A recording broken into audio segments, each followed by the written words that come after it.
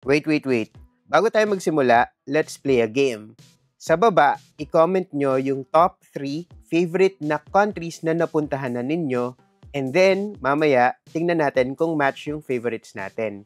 Tingnan natin kung nandito sa listahan namin yung favorites nyo rin. Okay? Ready? Set? Comment nyo na now.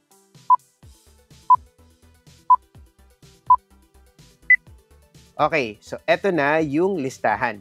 Number 15, France. France, yung kauna-unahang bansa sa Europe na nabisita ko, and yung trip na to, actually, napanalunan ko lang siya. Noong 2014 kasi, nag-join ako sa isang writing contest na organized by Digital Photographer Magazine and Air France and KLM. And yes, nanalo ako. And it was an all-expense-paid trip to Paris, which was great kasi wala naman akong panggastos at that time. So, okay na sagot nila yung most of the expenses. I grew up kasi as a Francophile, so just being in Paris was, cliche as it sounds, a dream come true for me. And gusto ko rin na maranasan ni Vince yung na-experience ko. Fast forward to 2016. Kaka-resign lang namin sa corporate jobs namin and we were planning our first multi-country Euro tour. Gusto ko na Paris yung first stop namin. Amazing. And nagstay kami sa Paris for 8 days. Walking around, excuse my French, the Louvre, Montmartre, Le Marais, and along Champs-Élysées and the Seine. Yung Seine yung main river nila. And parang bitin na bitin pa rin kami dun sa 8 days na yon. 3 years later naman, we decided na bumisita naman sa south of France. Yung naging base namin nun ay Nice, kung saan yung Mediterranean sun, stunning beaches, and yung nakaka-relax na vibe had us wondering bakit sobrang tagal bago namin ito nabisita. And then after 4 years on a day trip from Barcelona, nakabisita rin kami sa idyllic village called Aix-les-Thermes, which was famous for its hot springs or thermal baths. By the way, France is part of the Schengen zone and kailangan mo ng Schengen visa para makatravel dito. Isa sa mga main requirements to get a Schengen visa is a travel insurance na nami-meet ang criteria ng Schengen embassies. And for that, it's important to go big on travel protection by choosing the right travel insurance. For us, we've been using AXA Smart Traveler dahil bukod sa sobrang ganda ng coverage niya, Schengen accredited din siya. Pero kahit sa mga bansang hindi nagre-require nito, we highly encourage you to get one lalo kung group kayo. Imagine, if may sabay na magkasakit or maaksidente abroad, sobrang laking gastos nun, lalo na kung family kayo, di ba? Baka maubos lahat ng mga pinaghirapan nyo. AXA Smart Traveler has the highest medical coverage, up to 3.5 million in case of sickness, and a separate 3.5 million din kung accident. They also offer 24/7 medical emergency or travel assistance as well as special rates for groups, so it's ideal talaga for family and friends. Plus, covered ka rin for trip delays, cancellations, and baggage loss. And award-winning yan na, AXA Smart Traveler won the Platinum Award for Travel Insurance category from Reader's Digest 2024 and 2025. And Best Travel Insurance for Single Trip naman at the TripZilla Excellence Awards 2024. Sobrang dali lang kumuha. Just head on to this page to get a quote. Isa yung France sa mga bansa na talagang na-in-love kami. And in this video, we'll share with you yung full list ng mga favorite countries namin in the world, aside from the Philippines, of course.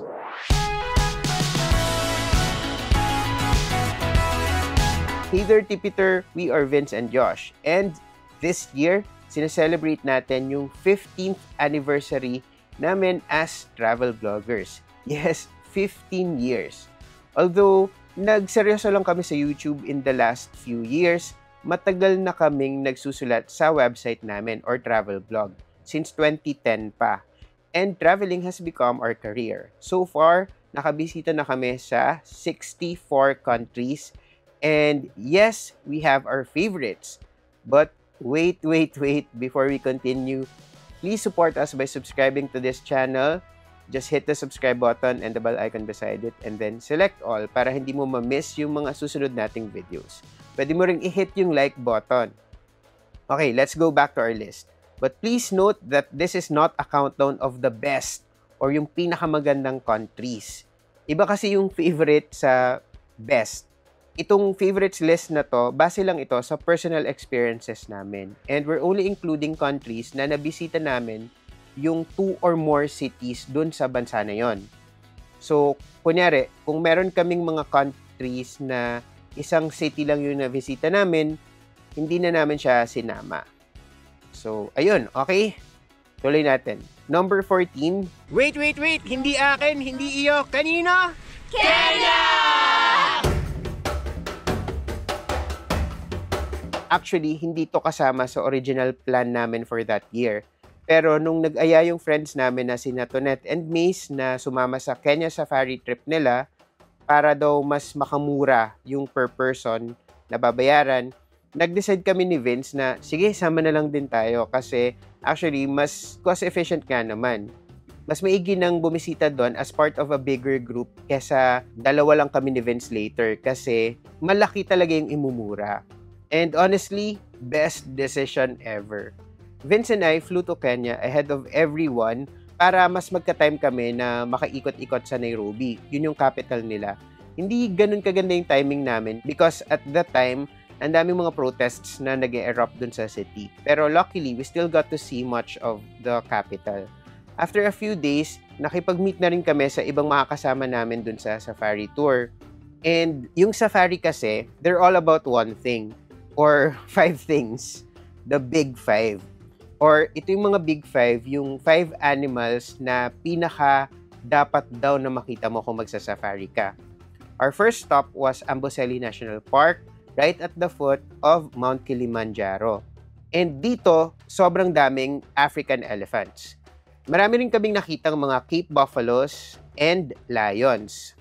Next, sa Lake Nakuru naman, dito namin nakita yung mga rhinos.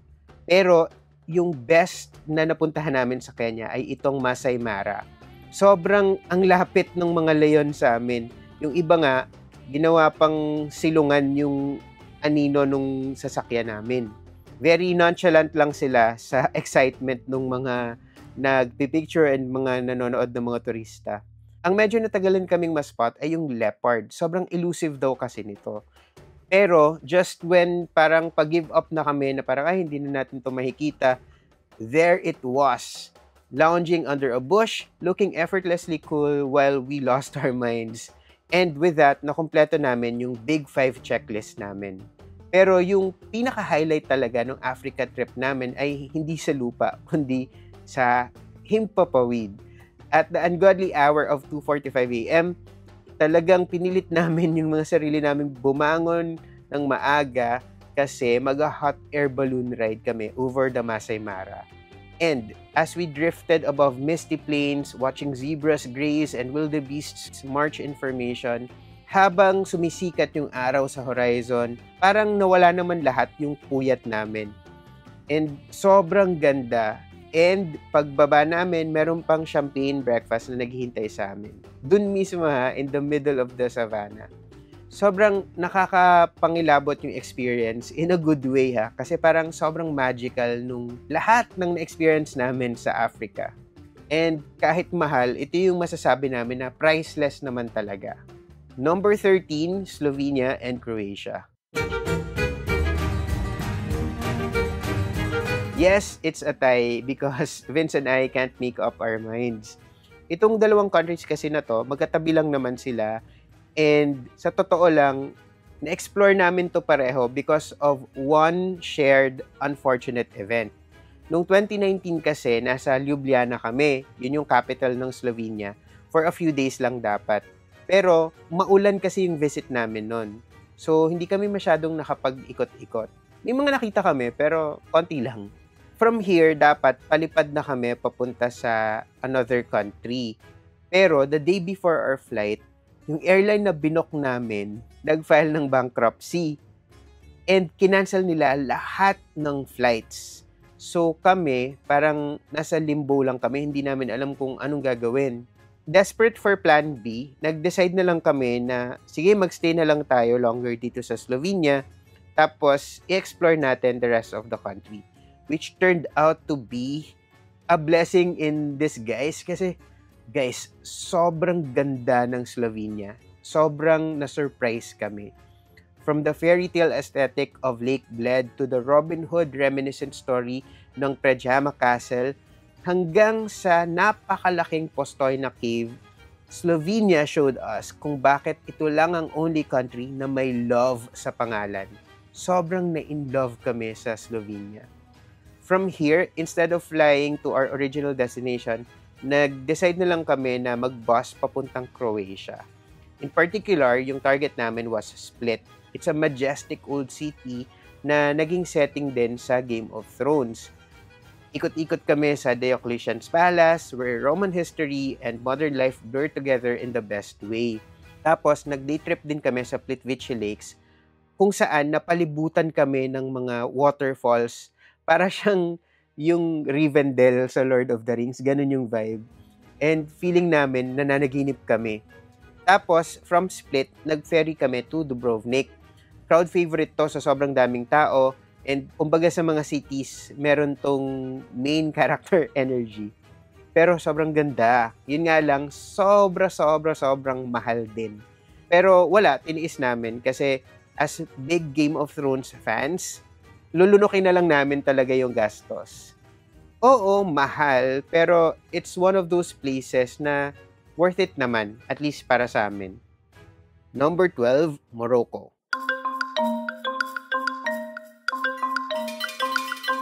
Hindi love at first sight yung na-experience namin sa Morocco, that's for sure.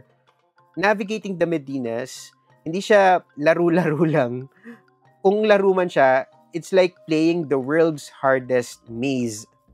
And wala pa kaming isang oras pagdating sa Marrakesh, na-scam na agad kami and nawala while searching for our Riyadh accommodation. Riyadh yung tawag dun sa mga traditional na mga tinitirhan dun sa mga Medina ng mga cities sa Morocco.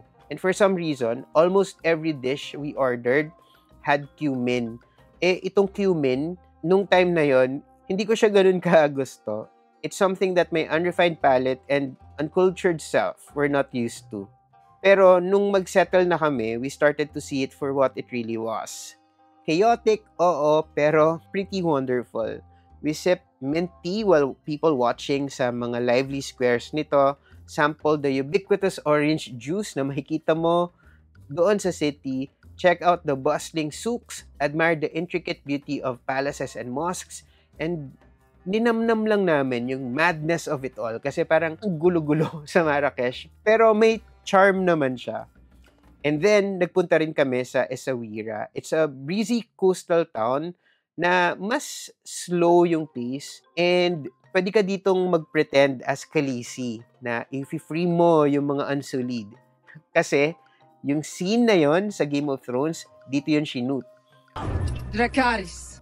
We also spent a few days sa Casablanca na kahit na wala ito halos resemblance dun sa Hollywood image niya, marami pa rin namang makikita, lalo na kung 1 or 2 days ka lang. By the end of our trip, something unexpected happened. Parang ayaw na naming umalis. Morocco had slowly wrapped itself around us, from the earthy tagines to the sensory overload of its markets. Meron kasi itong character, may depth, and parang meron itong rhythm na kakaiba, pero masasanay ka na rin. It was the kind of place that demanded patience but rewarded you tenfold. And when it was finally time na aalis na kami, parang nagsa-start na ako na mag-crave ng cumin. And wala, na-in-love na lang talaga kami sa Morocco. Number 11, Kazakhstan.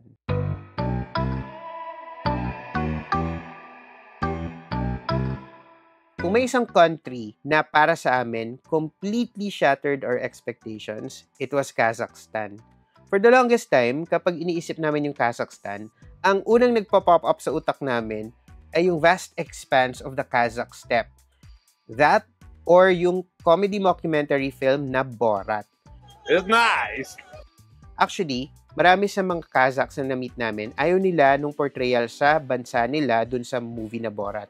Na understandable naman kasi wala naman any scene dun sa movie na yon na shoot sa Kazakhstan.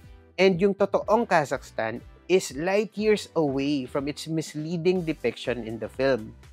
Nung bumisita kami noong 2019, we discovered na grabe, sobrang diverse pala ng landscapes and experiences na ino-offer dito sa Kazakhstan.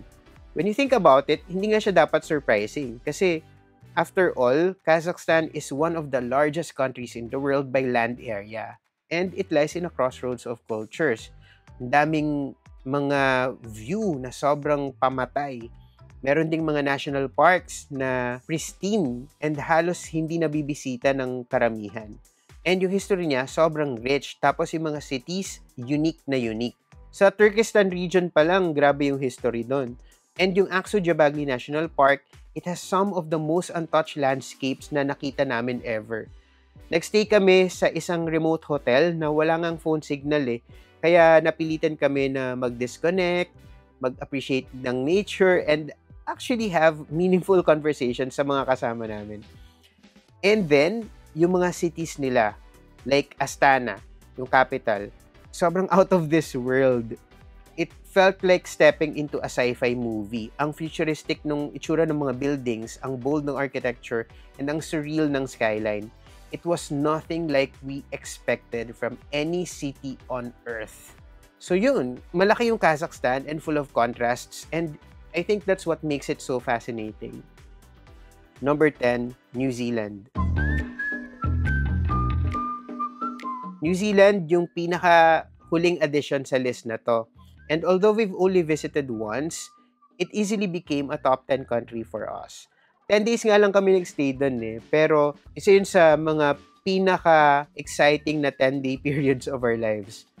The moment our plane touched down in Auckland, alam na namin na ay, ang special nung trip na to. Tapos yung first mission namin, Hobbiton syempre.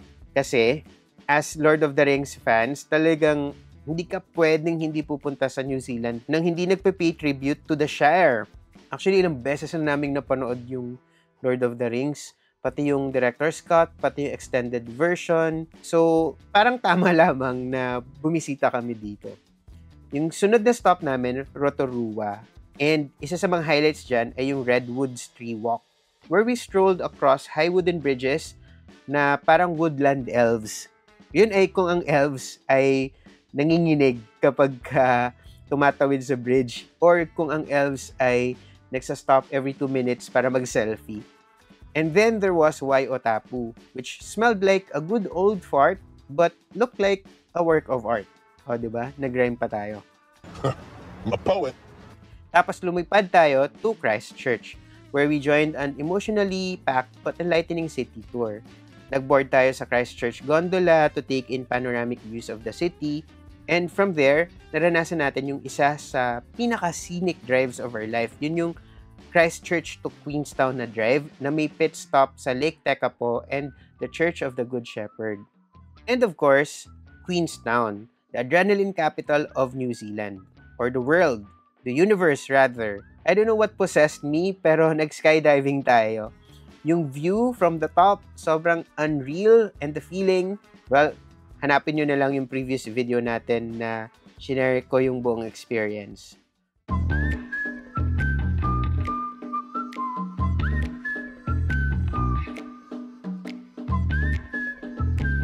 To wrap things up, we also joined a full-day trip to the legendary Milford Sound, where waterfalls tumble from cliffs like nature is showing off. Grabe yung expectations ko dito sa New Zealand, and hindi naman talaga siya nag-disappoint. Number 9, Indonesia and Malaysia. Yes, it's another Thai. Can't help it kasi we love these two neighbors equally. Yung mga local sa parehong countries, very warm and friendly, and yung food, masarap pareho. Sa Malaysia, actually naganap yung kauna-unahang backpacking trip namin ni Vince. Nag-start kami sa Kuala Lumpur, tapos nag-train kami and ferry to Langkawi. Tapos nag-food trip kami sa Penang, and nag-chill-chill kami sa Cameron Highlands. Tapos, ilang beses na rin kaming nagpabalik-balik sa Malaysia.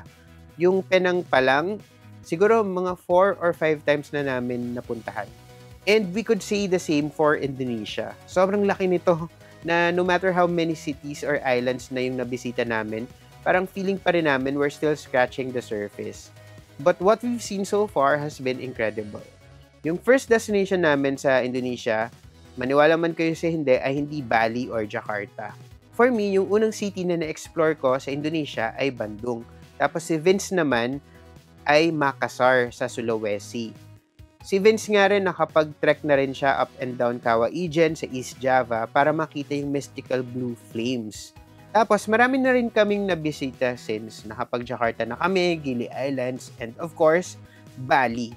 One of our most unforgettable experiences was spending a week dito sa Bali, hopping between Ubud's lush rice terraces, Seminyak's trendy cafes, and then Pasar's street food stalls. Subukan natin yung first sweet.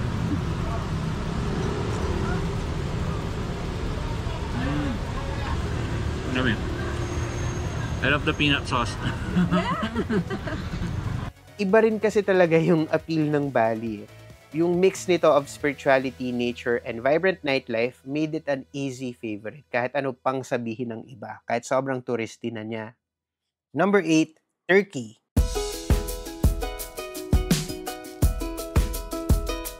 Noong 2016, na-invite kami na mag-talk sa World Tourism Forum.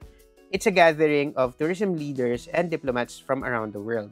Siyempre, honored kami, pero hindi kami nag-yes agad kasi yung venue ay Istanbul. And nung time na yon, may sumabog malapit sa Sultanahmet Square and 13 foreign tourists yung kinuha ni Lord. So, very hesitant kami nung umpisa. Pero eventually, nag-go na rin kami. Pero Turkey would turn out to be one of the most beautiful countries na nabisita namin. Easily, nahook kami agad sa Istanbul. Yung skyline, kasama yung domes and minarets nito, lalo na sa sunset, sobrang breathtaking. Tapos, yung paglalakad-lakad lang sa Grand Bazaar and Spice Market, para kang nag-time travel talaga. Tapos, yung mix ng European and Middle Eastern influences sa architecture nito and sa culture in general, made it endlessly fascinating. After the forum, nag-decide din kami na lumipad pa Cappadocia, na sobrang out of this world. Dito rin namin naranasan yung first snowfall namin, and I still remember being so amazed by it na nakatayo lang kami doon trying to catch yung mga snow. Tapos yung owner ng hostel na binook namin, sabi niya, pasok kayo. Siyempre in English, pero parang sabi niya, pasok kayo, nagsusnow.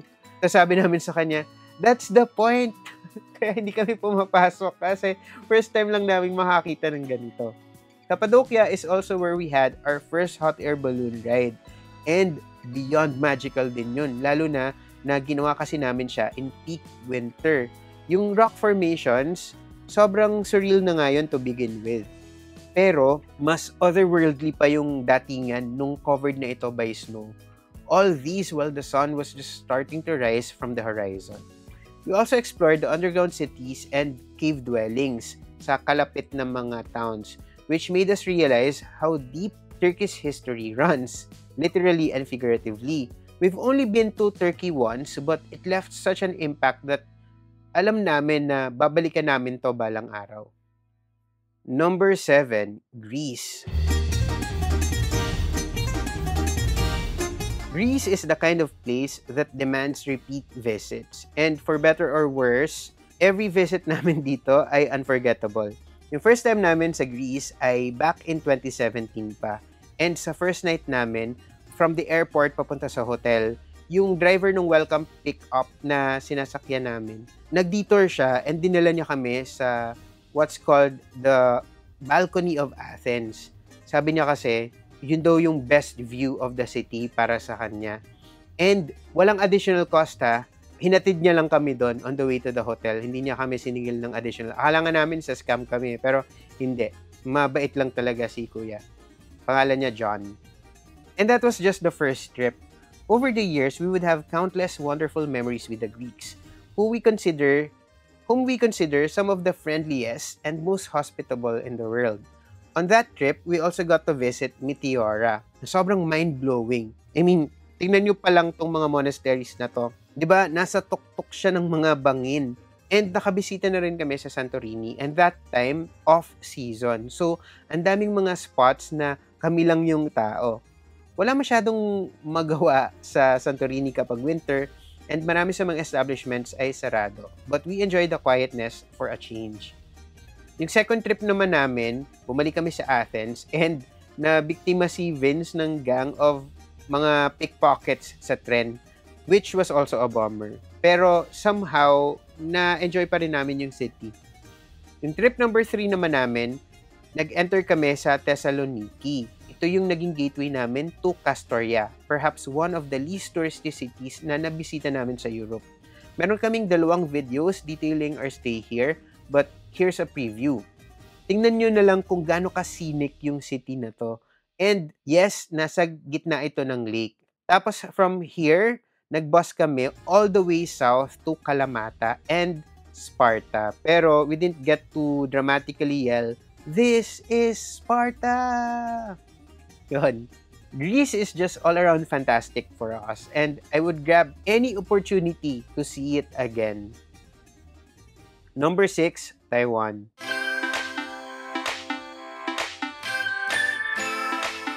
Taiwan is one of our most visited corners of the world. Napuntahan na namin yung Taipei, Yilan, Keelung, New Taipei, Alishan, Hualien, Kaohsiung, and Taichung. And bawat isa nag-offer ng something special. From the night markets filled with mouth-watering food to the breathtaking natural scenery na parang lagi kaming nahahalinang bumalik. I still remember yung first trip namin sa Taipei yon. We were traveling on a shoestring.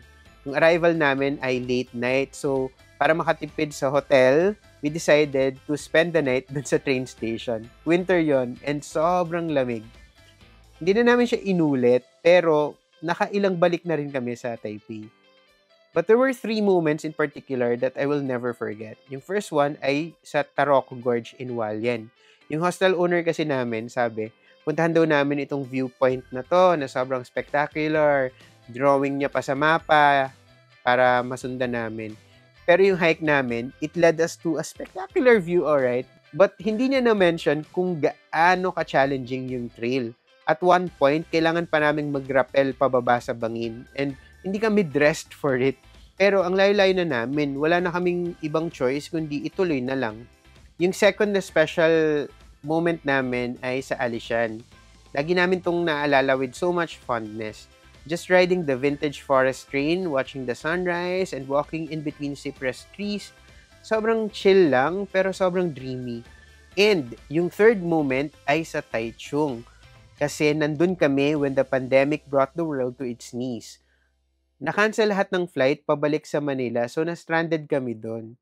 But if it weren't for the risk of overstaying a visa, we wouldn't really mind being stranded in Taichung. Taiwan is also one of the most convenient countries to travel around. Yung high-speed train nila, very reliable, ang friendly din ng locals, and syempre ang sarap ng food. Number 5, Thailand. If there's one country na laging pumapasok sa utak namin, like, gusto mo bang pumunta dito? Yun ay walang iba kundi Thailand. Hindi na nga namin mabilang kung ilang beses na kaming nakapunta sa Bangkok. And every visit namin doon, very worthwhile. Bangkok pa lang yun nakapag-Phuket na rin kami and Chiang Mai multiple times.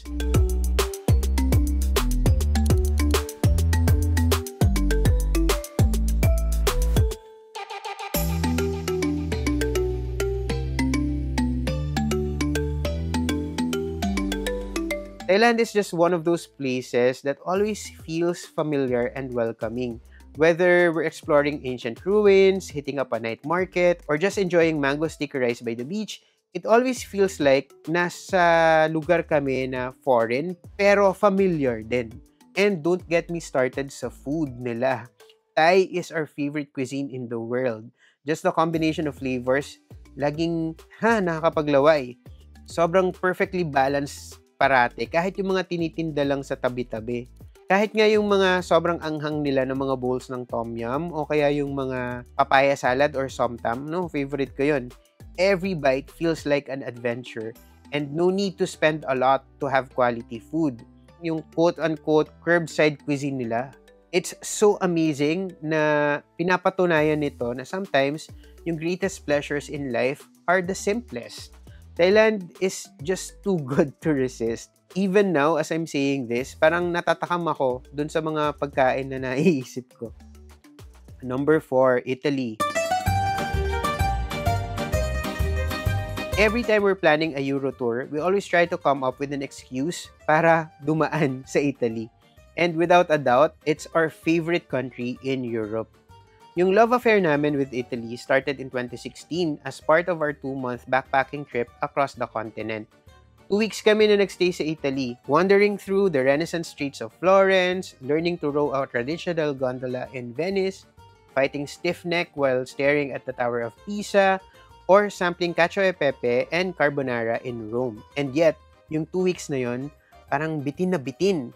So, nung 2017, nag-stop ulit kami sa Rome. And nung 2019, we spent another 2 weeks in Milan and Bologna. And my God, all the food na ni-stuff namin sa mukha namin on that trip, sobrang sarap. From tagliatelle al ragu to tortellini and brodo to balanzoni. And nagja-gelato rin kami everyday. Doesn't matter kung malamig or winter or whatever, magja-gelato pa rin kami. Dapat may matry kaming new flavor everyday. Delicious. Yun yung kagandahan ng Italy. No 2 trips are ever the same and you'll always leave with a story to tell. And minsan, 5 extra pounds from all the food tripping. Hopefully next time, makavisit din kami sa Naples, Genoa, Sicily, and Sardinia. Number 3, China. Kung pagandahan lang din naman ng mga landscapes, I think yung country na talagang tumatak sa amin ay China. Sobrang diverse ng mga natural sites dito. Yung iba sobrang dramatic and yung iba straight up otherworldly. Like yung towering quartz sandstone pillars sa Jiangchache. Tama ba yung pronunciation ko? Sorry kung mali. Ito yung real-life inspiration for Avatar's floating mountains. And pati yung Yuntai Mountain na may waterfalls, tapos yung gorge nun and yung cliffs, nakakamangha din naman talaga, parang painting. Sure, naabutin kami ng hailstorm dito, pero wala, drop dead gorgeous talaga yung lugar. Yung first time ko actually sa mainland China, very memorable din. Yung entry point ko ay Guilin. Big city siya, pero surrounded by fantastic na karst cliffs. I remember, nag-river cruise pa ako to Yangshuo, and yung ride alone, core memory material. Para siyang balsa kasi. Tapos, ang daming mga parang limestone na cliffs. Tapos yun nga, nag-Jiangchachi kami, tapos bumisita kami doon sa 2 national parks, yung Wuling Yuan, aka Avatar Mountains, and Tianmen Mountain, na may cave na to. Yung kakaiba yung butas, na accessible by climbing 999 steps. Tapos, on another trip, na-explore din namin yung Henan Province. Tapos, andito yung 2 ancient capitals ng China, yung Luoyang and Kaifeng. Pero yung pinaka-memorable sa trip na yon for me, yun yung visit to Shaolin Temple. Tapos nanood kami dito ng performance ng martial arts ng mga bata. And grabe, as in, na-emotional ako, na teary, hindi na nga teary-eyed yun, as in, iyak talaga. Basta, China is packed with attractions that feel grand. From its nature, to its culture, to its big cities. And sobrang evident nun kahit dun sa mga performances na napapanood.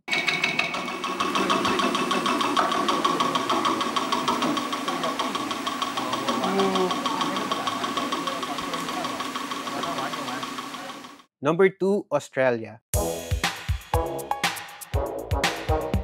Yung first trip namin to the land down under was a proper backpacking journey through the Northern Territory, and it was nothing short of epic. Nag-start kami sa Darwin, kung saan napuntahan namin yung Litchfield National Park, na ang daming mga rugged na waterfalls and ancient rock art. Tapos nagkakadu National Park din kami, namangharin kami sa dami ng mga saltwater crocodiles na ang lalaki. From there, we made our way to Alice Springs, setting off on one of the most unforgettable road trips of our lives. Yung drive to Uluru pa lang, parang nagda-drive sa Mars. Mapula yung lupa, maalikabok, almost empty and humbling sa sobrang laki. Well, hindi pa naman ako nakapunta sa Mars, pero you know what I mean. Tapos tuwing late afternoon, just before sunset, titigil yung sasakyan namin by the road para mag-gather kami ng firewood para sa gabi kasi magbo-bonfire. Tapos, magsiset up kami ng camp and sleep in swag yung tawag nila. Pero it's basically a glorified sleeping bag katabi ng fire. All the while, napaparanoid kami kasi alam naman natin, di ba, yung Australia, kilala siya sa mga venomous snakes and spiders and kung anumang deadly critter. Sobrang wild. Along the way, nakapunta kami sa Katachuta and Kings Canyon na sobrang parang hindi totoo yung mga landscapes. Tapos, nag-Queensland din kami, starting in Cairns. Dito naman, we finally ticked off one of the world's biggest bucket list experiences for us, which is to visit the Great Barrier Reef. Between the glass-bottomed boat rides, snorkeling over vibrant corals, and gazing on white sand beaches, napatikim sa amin kung gaano kaganda yung isa sa greatest natural wonders of the world talaga. Tapos, nag-13-hour bus ride kami papunta sa Airlie Beach, na gateway din to the Great Barrier Reef.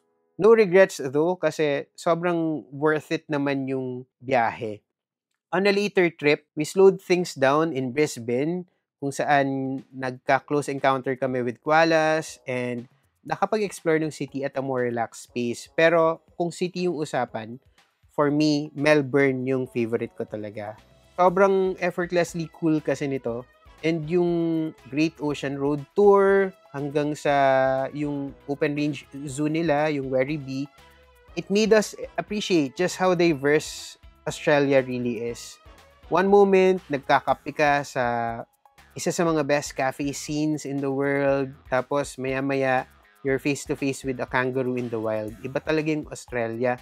It's massive, unpredictable, but absolutely unforgettable. Every trip feels like a new adventure.